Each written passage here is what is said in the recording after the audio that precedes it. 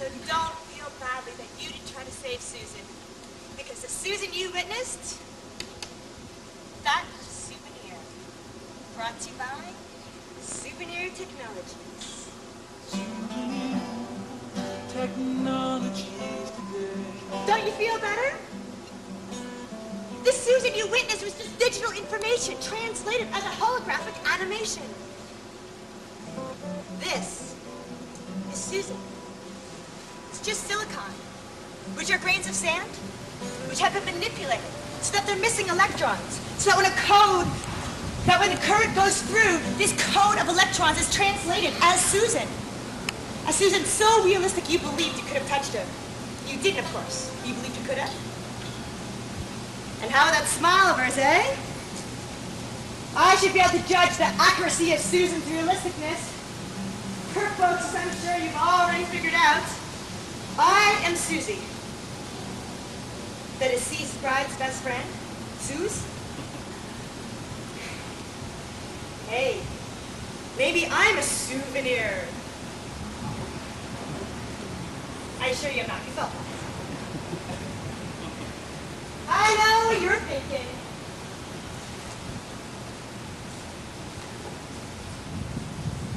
You're glad you're not me. What guilt. Surviving that crash, the beautiful bride perished. But my inappropriate wedding attire and high-spirited driving were only unfortunate contributions to Susan's death. It's not as if I'd be obsessing about that day. It's not as if I preserved everything from that day.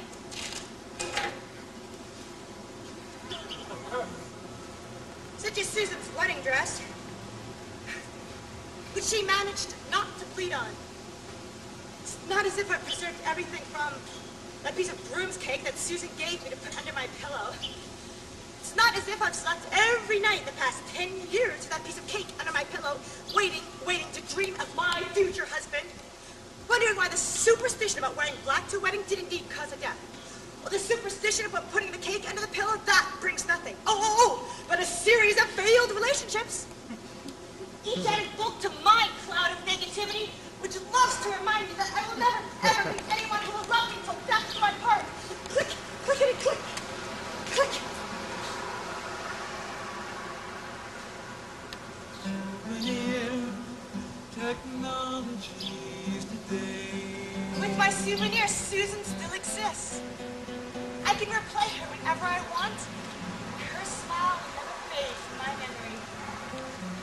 As your memories will never fade when you buy a souvenir of a dearly departed. Bring Fluffy back to the sofa. Grandma to entertain the kids. Only a souvenir can preserve your memory long past till death have you parted. How much would you pay for this? How can you even put a price on your memory?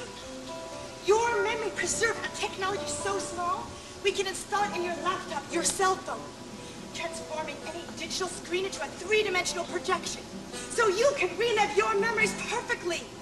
So you can show others your memory and they will know what your life was like.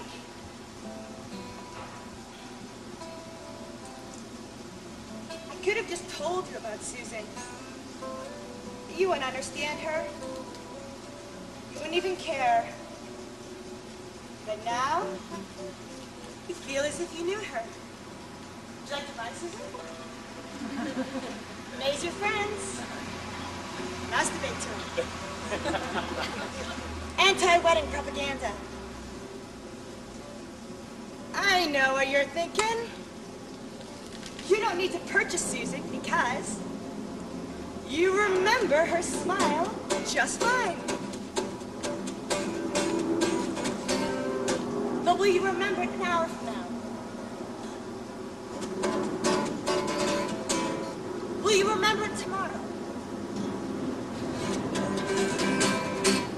Will you remember it a week from now? Will you remember it a month from now?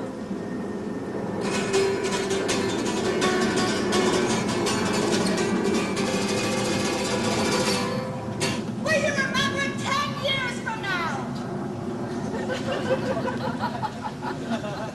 Think of the person that you love most.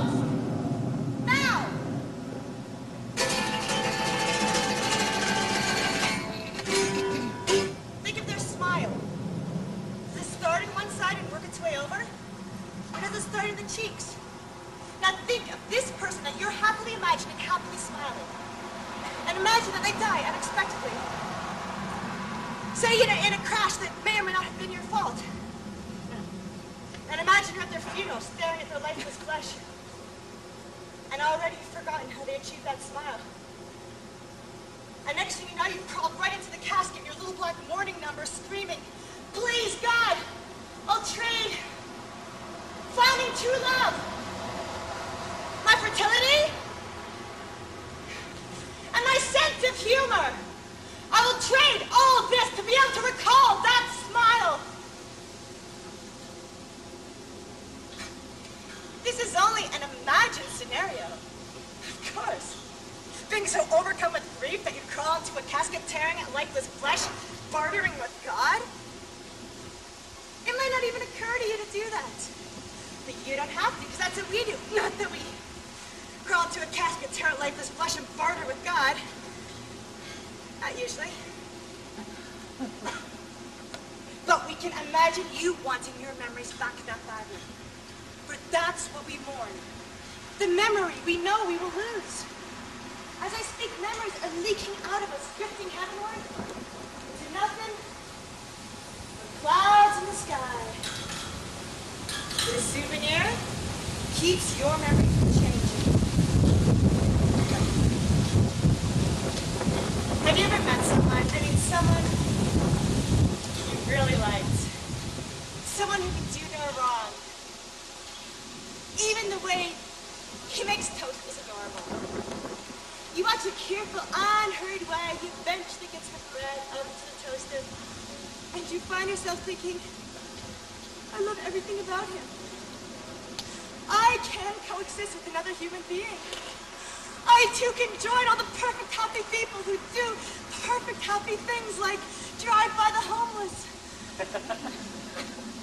6 months later, you're trying to get out the door for a meeting for backers of the technology that you created in order to ease the guilt of having accidentally killed your best friend on her wedding day.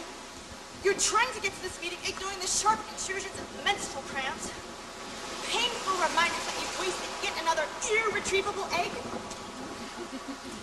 You're trying to deal with all these anxieties, and what is Mr. Methodical doing?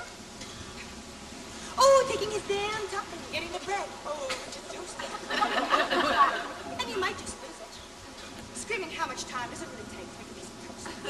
And you might just stuff his hand right into the toaster, filling the air with the pungent scent of smoldering flesh and breadcrumbs, signifying the end of that relationship.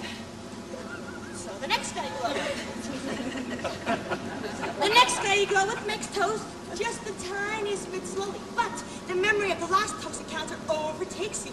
And so you stuff his hand into the toaster, filling the air with the pungent scent of smoldering flesh and breadcrumbs, signifying the end of that relationship. So, the next guy I go out with, just to clear the air, the first thing I do is I take a toaster and bash him across the head. So he can enter the relationship with all my toaster memories firmly embedded on the side of his face. This is just an example. I used to look at a toaster. See a toaster. Then look at a toaster. And see a hopeful toaster. Then look at a toaster and smell a smoldering toaster. Until I can't bear to look at toasters anymore, which is particularly maddening because I own 12 toasters, inherited from my best friend's untimely death, and I love toast.